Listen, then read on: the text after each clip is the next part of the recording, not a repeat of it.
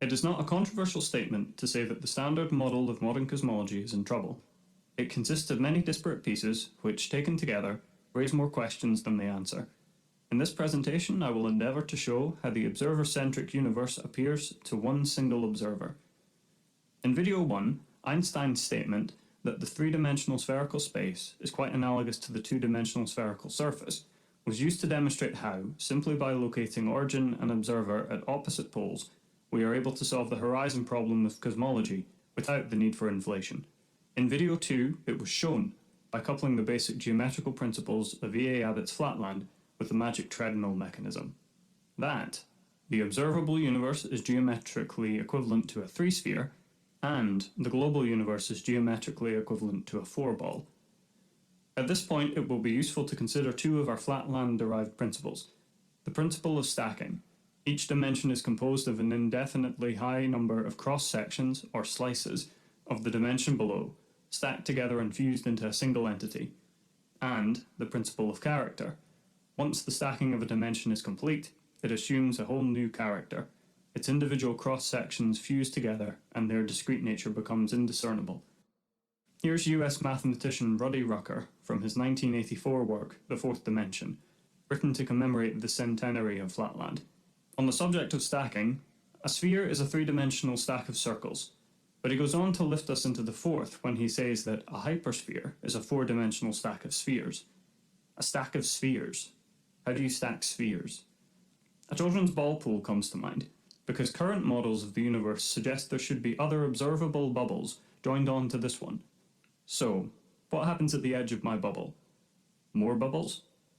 Science writer Marcus Chown explains that this is the natural consequence of the theory of cosmic inflation.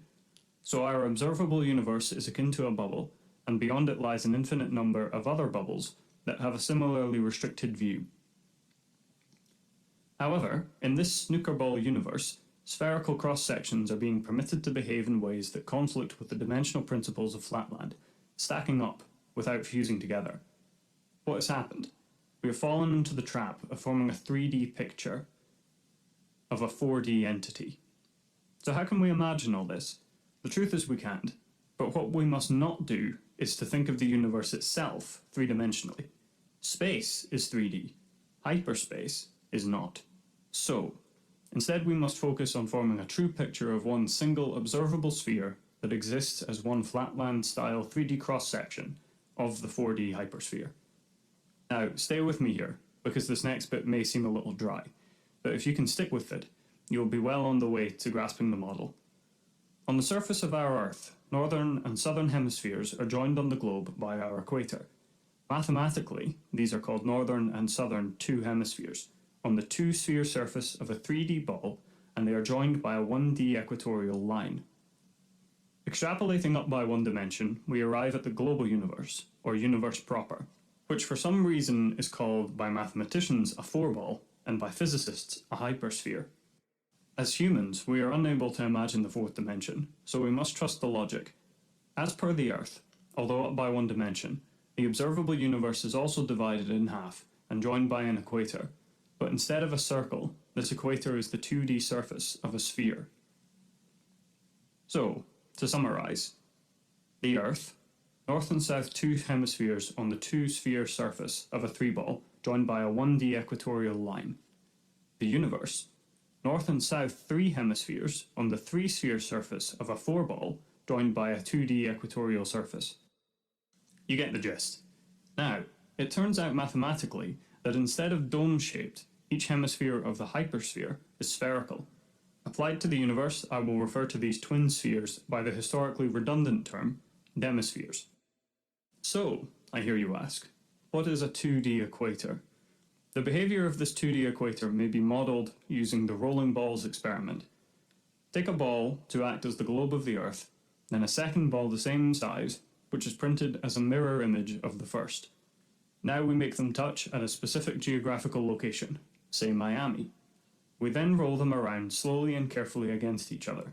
The rolling balls will always make contact at the same two places, Rio to Rio, Cape Town to Cape Town, Beijing to Beijing, and no matter how much we roll them, we can always return to the twin Miamis. But What if the surface of the second ball were somehow able to touch at every same point simultaneously? Don't worry if you can't visualize this. No one can. This is a beautiful symmetry, which shows that it is mathematically feasible for bubbles to exist with their surfaces in full contact. This is because, as per the Earth's equator, equivalent locations on the two surfaces are, at the instant they touch, the same location. This would mean that a straight line can be traced joining the two bubble centers and passing through the point at which they join. To view this line passing through different points on their shared surface, we must roll the balls. However, in the fourth dimension, no rolling is required, because their surfaces touch simultaneously at every same point. Now, imagine you, as observer, are inside one of the balls at its center. In any direction you look, you will view a straight line that leads to the center of the other ball. I will show only one instance of this second ball here. In reality, it will appear to be all around you, distorted. You set off to walk toward it. As you cross their shared surface, the second ball will suddenly materialize intact before you, and you carry on to its center. Looking back, you see that it is your starting point that is all around you, distorted. I say distorted, but in actual fact, everything beyond the 2D equator will appear lensed, causing objects to appear increasingly wider until the opposite center fills the observer's vision all around at maximum distance. This is similar to Gerardus Mercator's projection of the Earth's surface onto a flat page, which causes Antarctica to appear the widest landmass on Earth. Where the dot at the South Pole appears stretched along the entire foot of the map. Returning our observer to his starting point, we will now name the parts of the system. Let's call them the Northern Hemisphere and the Southern Hemisphere, which house, respectively, the origin at center A and the observer at center B, joined by their 2D equator. As the origin at center A is the maximum distance from which light has had time to travel, it is therefore synonymous with the Big Bang singularity. And, as we have seen, the observer at center B will view the origin at center A in all directions around him. Let's represent this by a circle. In reality, it is, of course, a sphere around the observer. This sphere is the observable universe.